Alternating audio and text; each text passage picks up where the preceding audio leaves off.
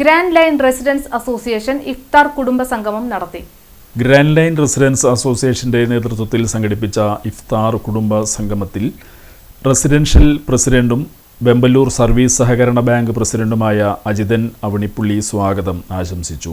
കുടുംബത്തിലേക്ക് ഒതുങ്ങിക്കൊണ്ട് നമ്മുടെ ജീവിത സാഹചര്യങ്ങൾ മാറുന്ന സാഹചര്യത്തിലേക്ക് പോകുമ്പോൾ ഇത്തരം അസോസിയേഷനുകൾ രൂപീകരിച്ചുകൊണ്ട് ഇത്തരം കൂട്ടായ്മകൾ സംഘടിപ്പിക്കുക എന്ന് പറയുന്നത് പരസ്പരം സൗഹൃദം വളർത്തുന്നതിൽ ഏറ്റവും ഉതകുമെന്നുള്ളത് കൊണ്ടാണ് ഈ മതസൗഹാർദ്ദ സദസ്സ് അല്ലെങ്കിൽ ഈ എന്താ പറയാ ശാന്തിയുടെയും സമാധാനത്തിന്റെയും സന്ദേശമായ റമദാൻ മാസത്തിൽ നമ്മളുടെ അസോസിയേഷന്റെ കീഴിൽ നമ്മളുടെ ഒത്തുചേരാനായിട്ട്.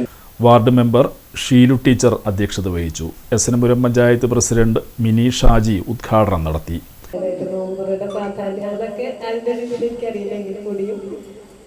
എനിക്ക് പറയാനുള്ളത്, ഞാനൊരു മതസൗഹാർദ്ദത്തിൽപ്പെട്ട ആള് തന്നെ അതിന്റെ പേരിൽ അഭിമാനത്തോടുകൂടി പറയണം. എന്റെ മരുമകളുടെ മുസ്ലിം കുടുംബത്തിലാണ് എന്റെ മകന്റെ ഭാര്യയെ കൊണ്ടുവന്നിട്ടുള്ളത്.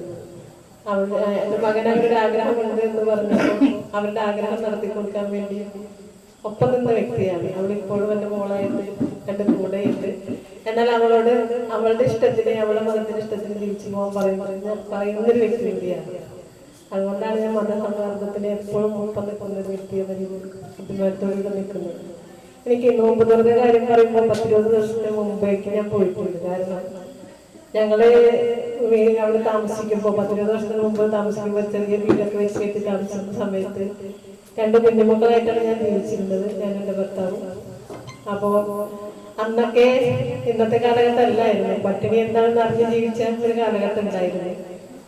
ആ കാലഘട്ടത്തിൽ നോമ്പ് തുറന്ന ദിവസം ഞങ്ങൾക്ക് സന്തോഷമുള്ള ദിവസം. നമ്മുടെ കോതാർപ്പിൽ ഇന്ന് മൺമറഞ്ഞു പോയി. റെസിഡൻസ് അസോസിയേഷൻ മുഖ്യ രക്ഷാധികാരിയും ഗ്രാൻഡ് ഡ്രഗ് ഹൗസ് മെഡിക്കൽസിന്റെ ഉടമയുമായ മോഹനൻ പതിയാരിൽ സംസാരിച്ചു. Retired Asmabi college clerk Safar Ali Kattakath, association chairman Alikunji Padiyath, Muhammad Rafi Koottingal, Salam Kadambott, Musthafa Padiyath, treasurer Jasna Shanavas എന്നിവർ സംസാരിച്ചു.